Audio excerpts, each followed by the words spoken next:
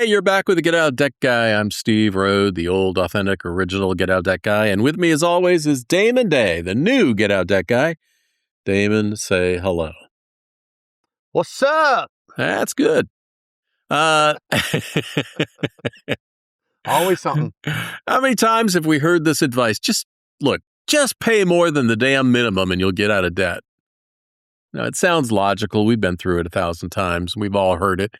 It sounds responsible, and for someone with $5,000 in credit card debt, it's probably perfectly fine advice. But if you don't have $5,000 in credit card debt, you got more like 80 or more, at that level, just pay more than the minimum isn't a strategy. It's it's a slow motion disaster. And we're going to show you why today. But first, I want to jump into Damon. I've been getting back into following the news a little bit. The debt news and posting articles about it. Yeah, the old Get Out of Debt Guy has been kind of resurrected as of late. I've noticed there's been more actual articles. Yeah, that you're writing.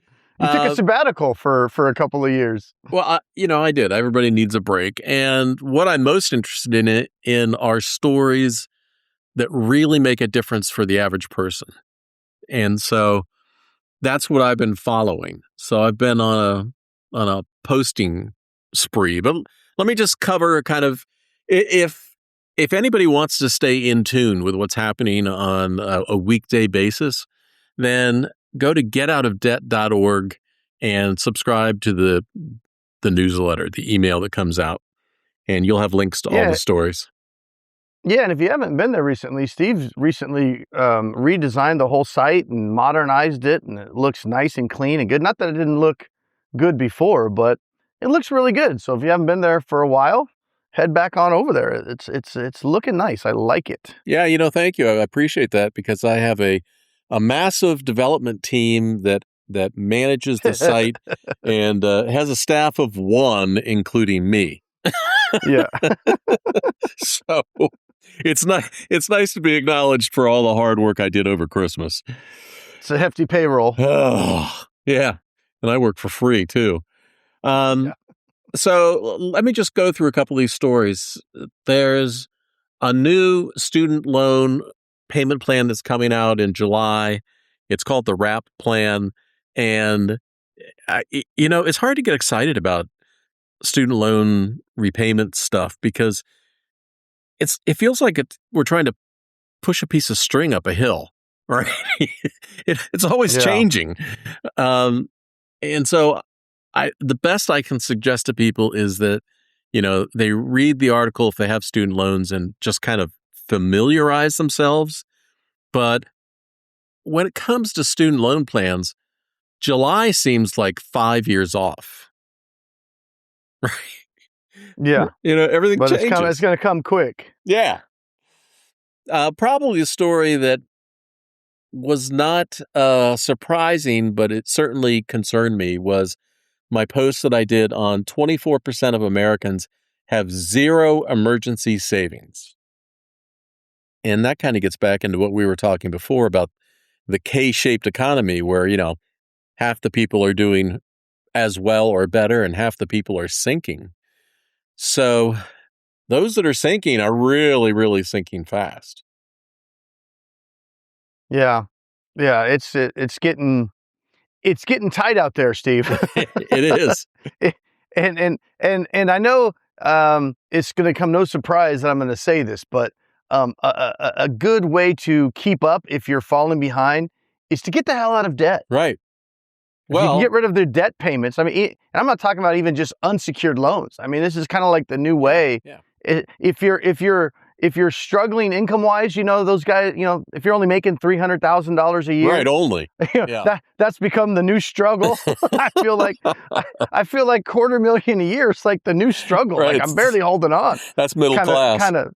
Yeah, it's getting crazy. But sit down and just kind of look at the money that goes, because it's almost never about the money that comes in. It's almost always about how much of it is going out, because you hear stories all the time of, people that were teachers their whole lives and, retired with over $1 million in retirement, making, for most of their careers, $50,000, $60,000. Right. So it's not about so much what you're making. It's about what you're able to save. And when you start breaking it down, and for sure, credit card payments, personal loans, high interest debt, any of that stuff, we got to get rid of it. You got to get rid of that. But even, the car payments. I mean, we're on the 7-year car loans now are no big deal. And $800 a month, $900 a month, $1,000 a month. Because freaking, trucks are $100,000. Like, what? What's behind door number one? A mortgage. Oh, wait, no, it's a truck, right? Yeah. So we got to also get back to that point where okay, how do we get rid of these car payments? How do we keep these cars a lot longer? How are we buying used cars? I know these are not things that we can change overnight, but these are things that you really need to start looking at. And if you start adding up how much you're paying every month in unsecured debt and vehicles, for many of you listening, it's probably $3,000, $4,000 a month. It's unbelievable. And if we can just get rid of that, then you can at least survive on $250,000 a year. That car topic is interesting because just this weekend coming up, we're picking up a new car, but it's the first time that we've ever leased a car. And let me tell you why.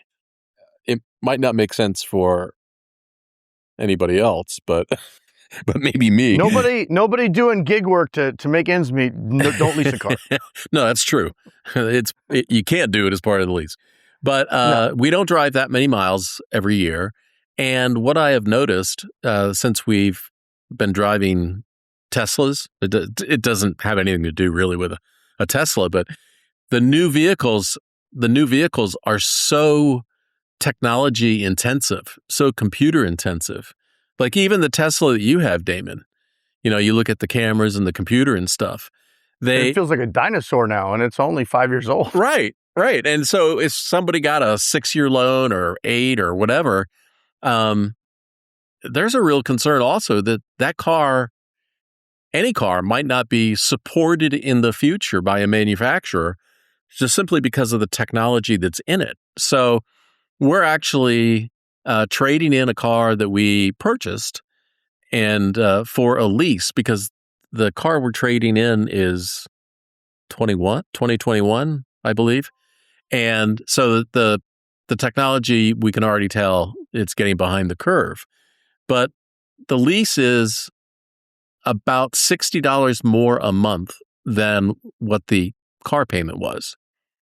But what am I going to have at the end of that car payment? I'm going to have a car that is outdated technologically and is going to have significantly less value. So, yeah, I agree. A lease is just renting a car. I agree. But you're also in a different place in your life than some of our listeners are. Oh, yeah, absolutely. I'm just saying for me, that made sense. But, Teslas are basically cell phones with wheels. Absolutely. Right? So that argument makes a lot of sense because most people aren't going to keep an iPhone for 10 years.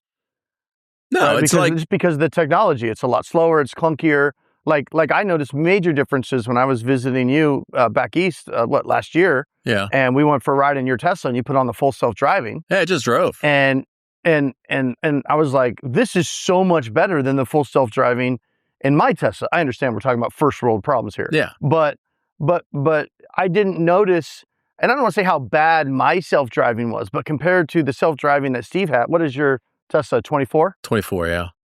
Yeah, mine's a 20, his is a 24. It's the difference in those 4 years, and it's not like I can just update the software because it's a hardware issue. He's got newer hardware, better cameras, a better computer in his car than I have in mine, so it's a lot clunkier. It still works fine, but it's not butter smooth like Steve's was. And I left Steve's house going, now I got to buy a new Tesla. Well, I think the cheapest lease payment on the entry-level Model Y is $479. Yeah, well, I definitely can't lease because between my wife and I, between the gig stuff I do part-time for our Penny Stupid channel to help people make more money, and my wife driving the kids, school and sports and all that, we put 3,500, 4,000 miles plus. Right. It wouldn't work for you. And if you go over the lease mileage, it's 25 cents a mile. So, Oh yeah. I mean, we put 40,000 plus miles a year on that. So that Tesla, I've got almost 170,000 miles on that Tesla now. yeah. So what I'm going to eventually do fairly quickly, probably in the next, I don't know, maybe 2 years, maybe I'll probably just give that one to my son, Yeah. and then I'll get a newer one. I want a 2026, and I'm going to wait till. I want to be smart about it, Steve. I'm going to wait till I can get a used 2026 and save about $15,000 to $20,000 on a perfectly good, still fairly new car. Right. I agree with you. Now, there's such a huge difference. One of my first vehicles was a 1969 VW bus. And Bill Cosby used to have a joke. He would say, if the fan belt breaks, use a rubber band. And he was right. I mean, there was, no electronics and computers and all this other stuff. And you could actually work on it and do something. But yeah, I can't work anymore on these cars. Well, that's why a lot of people like to have the older cars, and because they want to have a car for 10, 15 years. It's, financially prudent. It's cars that they can work on. That's one of the downsides to these. It's not just Teslas, just new modern cars in general. They get so complicated and technologically advanced that they're very expensive to repair when they do break down. Yep. And it's hard to keep them longer term because of that advanced technology. And now you've got this expensive car that's hard to repair. And like you said, maybe not even supported with all the computer gizmos and technology that they have on it. So a lot of people just say, screw that, I'll take my 2005 Chevy truck and drive that till the wheels fall off. Nothing wrong with that. Absolutely not. So the last story I wanted to mention was 22% of Americans believe they'll never escape credit card debt. It was a post I did this week. But here's what surprises me about that, Damon, is because for listeners of the podcast, they know that almost 100% of our listeners can escape credit card debt. All they have to do is listen, follow, and maybe reach out to you, have a free conversation. They can reach you at damonday.com, DAMONDAY.com, and schedule an appointment to talk to Damon. All right. Yeah, if you're open to strategies that don't involve just paying more than the minimum, right. And I'm not saying that strategy can't work. For some of you, that may work fine, but for many of you, that is not a strategy that's going to lead to success. Well, why don't you talk about the minimum payment trap with real numbers? And let's tell people how bad this can be. All right. Well, I mean, you used $80,000. Yeah. So you have $80,000 in credit card debt, which, I mean, my average client is over 6 figures in credit card debt now. So 80,000, when we started doing this 20 years ago, yeah, that was a lot. $80,000 would be like, oh my gosh, that's how did that happen? Now it's like, please. Yeah. Now it's like, well, I drank too much during December and now I got $80,000 in debt. Mm-hmm. So let's say you found yourself $80,000 in debt. Doesn't matter how you got there. Most of it is because of inflation for many of us. But let's just say it's $80,000. Let me interrupt you for a second. I just want people to understand that it doesn't matter what the number is. It's just a number. So we're not judging you by whatever the number is, and you shouldn't let anyone else judge you. It's just a number. Go ahead. Yeah. So you start running through these numbers, and you figure 22%. That's just the numbers that we picked. And most people have credit cards that are higher interest than that, especially with the Fed rates jumping up. A lot of you look at your statement, you might be surprised to see that you're paying over 30% interest on credit cards right now. So if you take a typical minimum payment, very low end is 2% of the balance of what you're going to pay every month. Some credit cards are 2.5%, even 3%. But if we use 2, that's $1,600 a month that you're paying every month for the privilege of carrying this $80,000 in debt. Yeah. So if you try to pay that off, paying just the minimum payments, you've all heard this before, especially if you've called a credit counseling program. They're famous for telling you, how many, 300 years it's going to take you to pay this off or whatever. Yeah. But if you paid the minimums, it'll take you 25 to 30 years in most cases. And that's if you don't add on to it. Yeah. Yeah. Well, yeah. Assuming you never charge that card again, but you're going to end up paying over $180,000 in that scenario. So then you say, okay, well, I'm going to eat beans and rice. I'm going to get 5 roommates into my house and I'm going to, Dave Ramsey my way out of this thing. and everything in my life is going to be perfect. I'm never going to dip back onto it. Everything's going to be great. So instead of paying the minimum of $1,600, I'm going to throw an extra $900 on that. I'm going to pay $2,500 a month because I want to get out of this 80 grand in credit card debt. So now it's still going to take you 4 years. Now I would agree 4 years is a hell of a lot better than 25 or 30, but you're still going to end up paying $40,000 in interest. So you're going to end up paying 120 grand. That's better than 180. But again, this assumes everything in your life is perfect.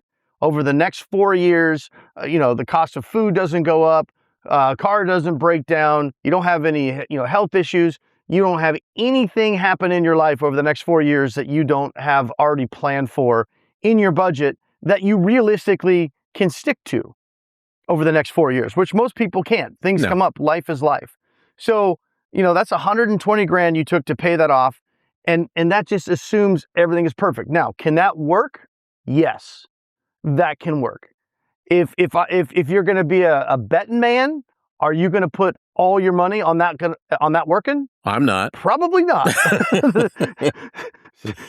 The statistics say you're likely to fail, and you don't just fail straight up. You don't just like everything's great, boom, it's over. It's one of those 2 steps forward, 1 step back kind of thing, or 3 steps back, where you start doing the things, you're working good, you're feeling positive, and then something happens, boom, got to go back on a credit card. Yep. Right? And then so you do that like ebb and flow, and then 2 years into it, you're going, oh my gosh, I've been killing myself. I've been doing all this stuff, and I still owe $76,000. And it's been 2 years, and I've been throwing $2,500 a month at this thing.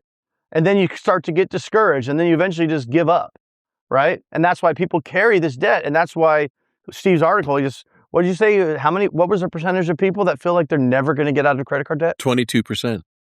22%. Well, that's why, because they've probably tried multiple times and it never works out. So we have to start, broadening our horizons on the options that are available and being more open-minded to trying things that are more likely to work. I am actually, as you're talking, calculating, if you put that $2,500 into an investment, what it would be. It would be a lot more than $120,000 in debt. This would be a positive number. At age 65, at 8%. Steve's like, I expected you to talk longer. I did. I was not prepared for.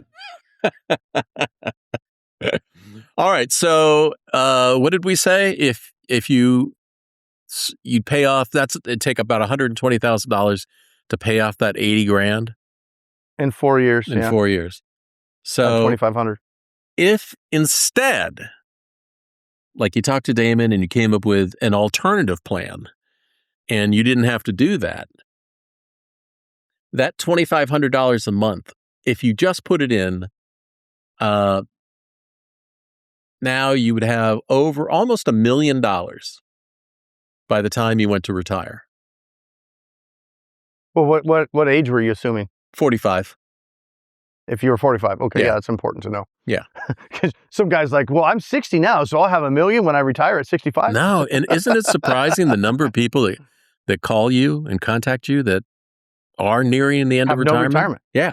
Yeah, and don't have any. Because they listened to Dave Ramsey for 30 years and just kept carrying the balances because it never quite worked out. And they just kept carrying the balances, or they'd have periods where they would get out of debt, but then they go back into debt. And okay, this Dave Ramsey, let's do this. And then they're getting 45, 50, 55, 60. We have no retirement. But we got this $100,000 in credit card debt. And it's like, okay, I mean, it's never too late to start, of course, right. But the sooner we start to address it in a realistic way, the better. Yeah, and you can go from $80,000 in credit card debt to zero within this year. There's no magic. There's no, pill to take or wand to wave or anything else. It's just about having a realistic plan by understanding what your options are. Now, yeah, and sometimes bankruptcy is a realistic plan. It's not the only plan, and I know people are afraid of that, but don't be afraid of something because you haven't investigated it or you don't fully understand it. That's not a good reason to avoid something or be afraid of it. If you research it and you understand it and there's something you don't like about it, fine, great. Now we know why we're saying no. But sometimes bankruptcy is a real solution. Sometimes it totally sucks. Right. We have to figure out what situation you're in. Well, it's like, one of the stories I posted this week was the company that owns Saks Fifth Avenue, Neiman Marcus, and Bergdorf Goodman, all luxury stores, filed bankruptcy, and the stock market rewarded them for it because Better call dealt with Saul. it. Yeah. Saul Goodman. They dealt with, their financial situation instead of letting it fester. And that is a good thing. So, what did they do right? They recognized the math wasn't working. They stopped throwing good money after bad. They used legal protections for their situation, and they got a fresh start to move forward. And yet, yeah, God, Damon, we see all the time. People just keep staying in the same cesspool, expecting a different result. We need a plan. Yeah. Yeah, in business these days, they're calling it strategic deleveraging, which is a euphemism for bankruptcy.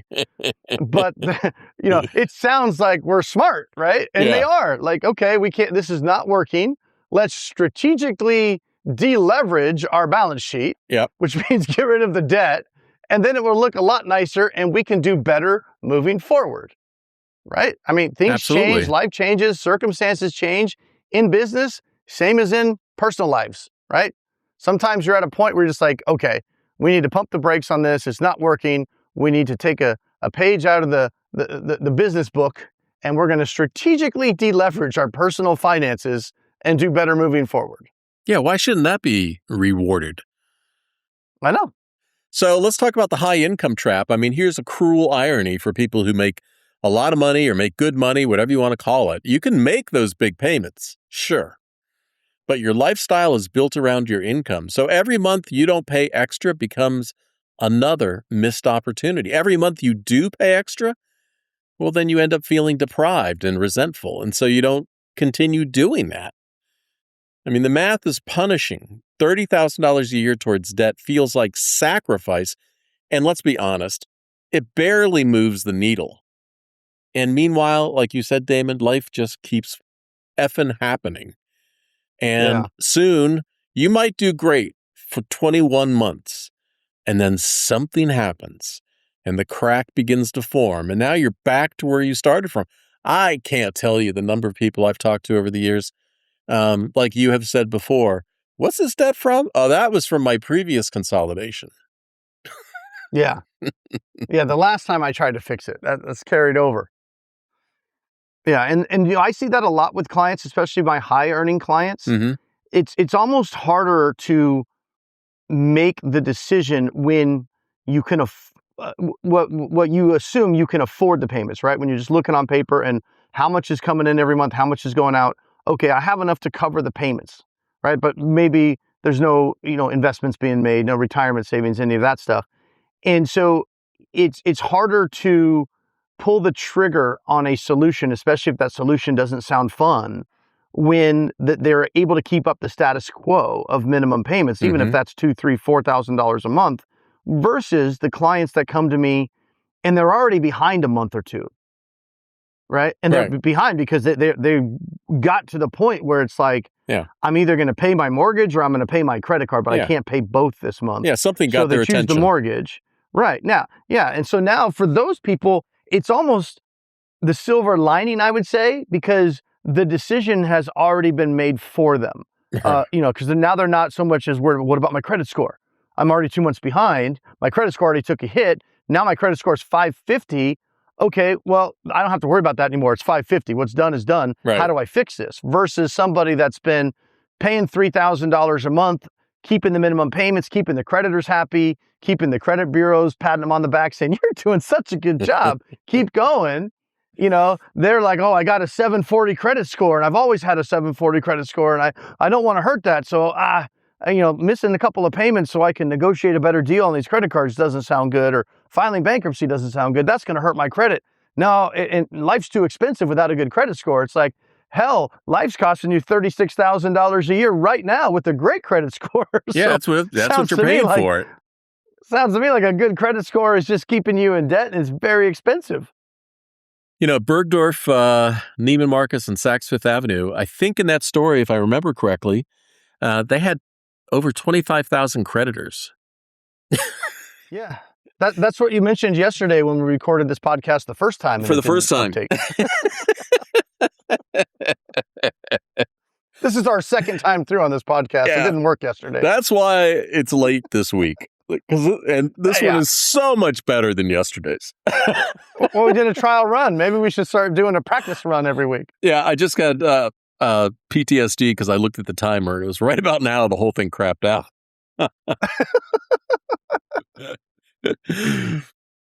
All right, let's talk about what the credit card companies love. And what they love are people who pay the minimum payment every month. They don't care if you can afford it or not. They're just and you're only good as your last payment. We've talked before about, the person that was so afraid to miss a payment, Damon, that they just kept spending down the money that they had. And then when that was gone, guess what? They missed a payment. Yeah. Well, when the circumstances force you to miss, it's almost like an easier choice versus when you're sitting there going, well, technically I could pay, but I have to pull that $1,000 out of my savings account, or I have to pull that $1,000 from my retirement. This one kills me. Do not pull money from your retirement until you know exactly what you're doing and have a plan for that. With a plan, yeah. It's so much better when you call me when you have a whole bunch of money in your retirement that you haven't tapped into yet. We have so many other options. Even if that option might even be bankruptcy, that money's protected. But unfortunately, a lot of clients, they don't find us or reach out until they've tried everything that they think is right or they have available, and they've got no savings and no retirement. And it's like, yeah, I've been pulling down from my 401k for the last 4 years, hoping this was going to get better, consolidating, trying to figure this out. And now all they've done was drain, $150,000 out of their 401k, and we still have debt to deal with and now tax issues to deal with because they took the money out of the 401k, caused a tax issue, and now they're even behind on that. So don't make any drastic moves without calling me first. I know that's a shameless plug, but so it's good advice. It's still good advice. Self-serving or not, it's still good advice. Just call me first. Let's talk it through before you do anything drastic. Well, it's because nobody wants to admit this or say it to themselves, and nobody's going to say it to you. But you know that your situation may be beyond what willpower alone can solve. Yeah. Willing a better budget or willing more money or willing more DoorDash orders you can fill is not a solution. Because at high debt levels, what you need more is a different strategy, not more effort. Yeah. Trying harder at the wrong approach just burns you out faster. Takes your money faster. I know. I've been there too in my life, but you're doing whatever you can each month, just trying to get by. And at some point, enough is enough. Why did I just waste that last year? Well, I share this story quite often, but I know the way our podcast works, a lot of our listeners just kind of stumble upon us and they're new listeners. But the story I tell about that client I had that called me, and, we went through all the stuff, and she, had good income and a lot of debt. It was over $250,000. And she just couldn't get past that idea of needing to be behind and taking the hit to her credit score. Because what made sense was to negotiate that debt. She was in a situation where she was not going to be able to pay it off. Right. And, we had that talk, and then I never heard from her again. We did that one consult and I never heard from her. She told me I'm not ready to do that. So, okay, no problem. And I didn't hear from her for 10 years, literally 10 years. Out of the blue, I get an email one day. Hey, we talked 10 years ago. And I went back and pulled up my records, and sure enough, there she was, had all my notes from the conversation from 10 years ago. And this was now about 5 years ago this happened, so the original conversation was 15 years ago. And she called me up and said, hey, I think you were right. I'm ready to listen now. So we got back on the phone again. And the only thing that had changed in her life after a decade was she was another $100,000 deeper in the hole. And she'd kept that debt current for a decade. She spent over $1 million just trying to, not ding her credit score and trying to pay that off in a traditional Dave Ramsey-esque way. Mm-hmm. And she finally just, everybody's got their own pace and their own timing. And it took her 10 years before she was like, okay, you know what? I'm willing to bite the bullet. And she ended up hiring me. We had her completely out of debt in less than 18 months. All of that debt gone, negotiated, done behind her. She even had a delinquent second mortgage back from the '08 crash on a house that she hadn't been in 10 years. We were able to get that settled too. So she went from carrying that debt for a decade with all the interest included to we did 10 years later what I suggested we do 10 years previous. Yeah. And we were done in 18 months. She could have had all that debt done a decade sooner. So it was all but that she was, wasn't ready. And that's okay. 8.5 years of wasted effort. But she needed to do that in order to be mentally ready to have a plan. Yeah. So my big thing is just know what you're saying yes to, know what you're saying no to. Don't think about, bankruptcy, this big scary thing. And I heard this from my uncle's brother's, sister's mother. They tried that and that did this or whatever it is. Get good, solid information, figure out how it applies specifically to your situation, and then make a decision about whether it's a good strategy for you or not. I mean, let's use that example that we used earlier. Let's say you're making good money and you're not at the penny stage in your budget. So one of the things you can do is you can actually strategically default. If you know what you're doing and you understand what it is and you know what the consequences are and you have a plan.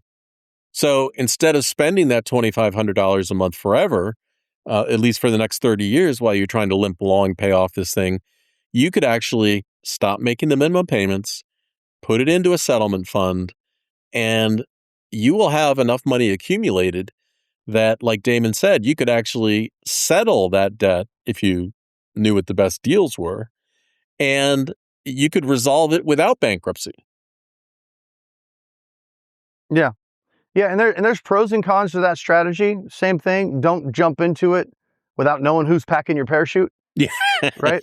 Like make sure you understand what you're doing before you. We're not saying, hey, I listened to these guys on the podcast and I just stopped paying my debts because they said to. Not saying I'm not saying blindly just stop paying without knowing specifically why and specifically what would happen if you don't make a payment. Right? I don't make the rules. The credit card companies make up the rules. So this is their game. We're just winning at it. That's right. Right. I mean, sure, there are trade-offs no matter what you do. If you're dealing with getting rid of your debt now to do better financially moving forward, you might have a temporary credit report hit. You might have some additional stress during the process. But actually, both of those things are so easy to deal with if you have the knowledge about what reality is instead of assuming and having fear. When you understand how the game is played, it's like, oh, child, no, we don't need to worry about that. Yeah. And when you're in debt, there's always going to be stress. Even if you keep doing what you're doing, that's stressful. That's probably why you're listening to this podcast, because you're feeling stressed about having the debt and having to make the payment. So yeah, if you file bankruptcy, there's going to be some stress involved there, depending on how you feel about it. Settlement, any kind of solution, not making a payment, that's going to involve stress. But everything is going to involve stress. So it's just a matter of understanding what makes the most sense and moving forward in, what's the best way to describe it? Moving forward in awareness rather than blind faith. Yeah, and if you've all of a sudden you heard what we said and you think I need to contact some debt settlement companies, back the bus up, because they want to sell you one thing. And so if I have inadequately conveyed, and usually very expensive. Yeah. And if I have not done a good job conveying, the issue is not, don't pick the solution to get out of debt first. You need to have some guidance and wisdom and advice to pick the right solution based on your situation, because everybody is different. Yeah. And knowing the right solution fixes the stress part. Yeah. Understanding what you're doing and why you're doing it goes a long way to alleviating stress. Well, especially if they already know, you know what? You might get some collection notices. It's like, all right, Put it in the Well, box. I don't want to get a collection notice. Fine. Well, you're going to Keep get a bill. paying. Just keep paying the bill. Yeah. Well, I can't afford to pay the bill. Okay. All right. Well, if you can't afford to pay it, we got to pick your poison here. Yes, there's no magic wand. There's a path. Yeah. There's no magic wand. Exactly. All right. So last week we gave people homework and we told them to do the hard work of the January audit. Find out what your real numbers are, write them down, figure out what you actually owe and pay. And then we showed you why those numbers require a different approach than just whatever stuff Dave Ramsey is selling about budgeting and eating beans and rice to get out of debt. So this podcast is for people who really want to do better, want to find happiness, recognize that financial problems have nothing to do with personal failure, your value as a person, or anything else. It's just math wrapped in emotion. And if you're drowning, we want to show you exactly why conventional advice fails you.